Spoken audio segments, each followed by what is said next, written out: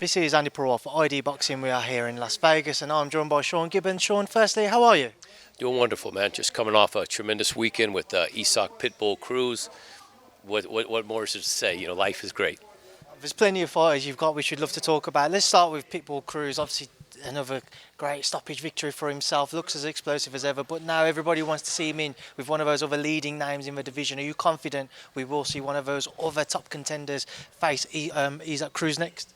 Yeah, I'm confident that Isak may fight to stay busy next, but somewhere in there, Gervonta Davis rematch, Ryan, Devin, whatever, they're like the four horsemen now. You know, so I'm very confident, but I'd like to see Israel get back in the ring this year because, you know, coming out of that fight wasn't a whole lot of receiving, but a whole lot of giving. So, what type of statement do you think he sent out to the rest of the division with his quick and early success knockout victory? Who was that? Isaac. Yeah. Well, I think what he did is just he let the division know he's for real. I mean, everybody's seen him with Gamboa, sensational. Ran Gervonta Davis almost out of the ring.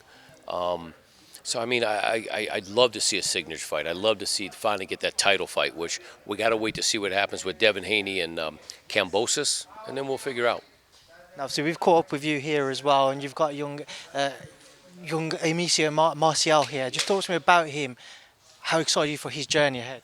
You know, I've been excited since the first day I saw him. There's nothing in the Philippines like Eumir Felix Marcial. Nobody comes 160 pounds. You know, I mean, he'd take 3 Filipinos to get to that weight. So ever since I saw him in the amateurs, and he's an exciting puncher. So, you know, Eumir, the sky's the limit, just needs the experience, which he's gaining a lot here by sparring here and working in Las Vegas with a lot of good fighters. So now I'm really excited for Eumir. And obviously we're here this weekend. We've got a big trilogy bout between Canelo-Golovkin, but on the undercard you've got Israel Gonzalez challenging Bam Rodriguez now. A difficult fight for Israel. He'll be a big underdog heading into this fight, but what gives you so much confidence that he can pull off the upset against Bam Rodriguez? Well, I think what gives me the confidence is the first time I met Israel, 25 Jerwin in Cajas.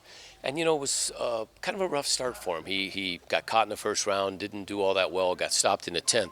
But coming out of that fight, I started to work with him and just built him back up in Mexico. He went to Japan. He beat Showa Shada there, fought Ramon Chocolatito Gonzalez to a good fight Yafai in Monte Carlo, which I thought he won. So the kid has gotten tremendous experience since the first time he came to the States. So I think he's a sleeper, and he went to the Otami in Mexico City. Tremendous camp, everything's right. You know, when everything's just right, there's no excuses, man. It's just going to be the best man wins. So I think that's why I believe he has a good shot, because his preparation and experience is so much more now. What does he have to do to win and to be successful? I think he has to back him up. I think he's got to get Rodriguez on his back foot. Rodriguez is really, really good at using his angles and boxing and coming forward. Israel's got length and height on him. So I think if he uses his distance, long shots, and just kind of boxes and moves around him, he's got a good shot. The trilogy bout in the main event, Canelo-Golovkin versus Saul Canelo Alvarez. Once again, your thoughts this time around, Sean? All I can say is Canelo is this is the hottest he's been in a long time. Triple G got him at a very bad time. Losing to Bivol brought his hunger back. I believe I heard he put the golf down a little, and he's just focusing strictly on boxing. I really think Triple G is in for a really rough night this time. The first two were very close, good fights, but this time Canelo, I like Canelo by a late round stoppage, actually.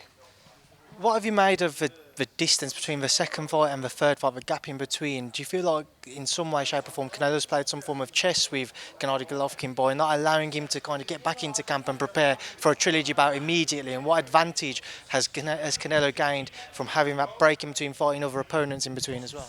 Well, like I said, I don't know the exact politics behind why they waited so long for the third fight, but I think it benefits Canelo, the younger man, who's gone and had a lot of tremendous wins in between, and the activity of Canelo compared to the activity of Triple G. So that's what I really like. At 40 years old, and being that type of style, that you're a very aggressive puncher, your life shelf is a little shorter. Whereas Canelo, the activity, the hunger now, the losing to Bivol, it's just the perfect storm for Canelo and a very bad storm for Triple G. Moving away from that one, and again, just get your thoughts on a couple of your other fighters. Mark Magsayo, how is he after the defeat to Ray Vargas? You know, Mark's doing well. Of course, very disappointing. In a fight like that, that was very close. We thought we should have got the decision. So, you know, but Mark got right back at it. He's back in the gym, and we're looking to start the new year with something big. We're hoping maybe a great fight would be Mark Magsayo and Brandon Figueroa. Two tremendous styles, everything good. So that's what we're hoping. You know, Mark is, you know, he stays ready. You know, I mean, he's always training, always preparing. So I see good things again. I see Mark becoming a world champion again in 2023. And of course, as always, everybody loves an update on Mr. Manny Pacquiao. How is he doing? You know what? Senator's playing a lot of basketball. Loves basketball, playing basketball. And the only Pacquiao I know right now that's boxing is his son, Jimwell Pacquiao, Manny Jr., and he's continuing his amateur career. He's steadily moving along. And I always laugh because I think one day you could have Pacquiao Hatton too. Maybe Jimwell Pacquiao and Campbell Hatton. It'd be a great night. So yeah, so Manny's just playing basketball, staying active, helping his foundation, and his son is, you know, moving his career along. There's obviously always rumours of a potential exhibition bout in Manny's case and a return. Has it been something you guys have discussed? And has the name Eumir Khan come up at all about a potential fight there? Yeah, no, the only thing I've heard right now is Manny is doing an exhibition for charity December 11th, I believe, in Korea against a gentleman. And that's all I've heard at this time. You know, before Manny retired, it was a very good chance to put him and Eumir together. But unfortunately, they both retired. So, so nothing at the moment. Do you think they could square off in an exhibition bout? You know what? No idea at this time. Yeah. That's fair enough, Sean. And listen, I'll leave you down to shoot off. Thank you for speaking to me in Idea Boxing. Pleasure, man. Thank you, guys. Perfect.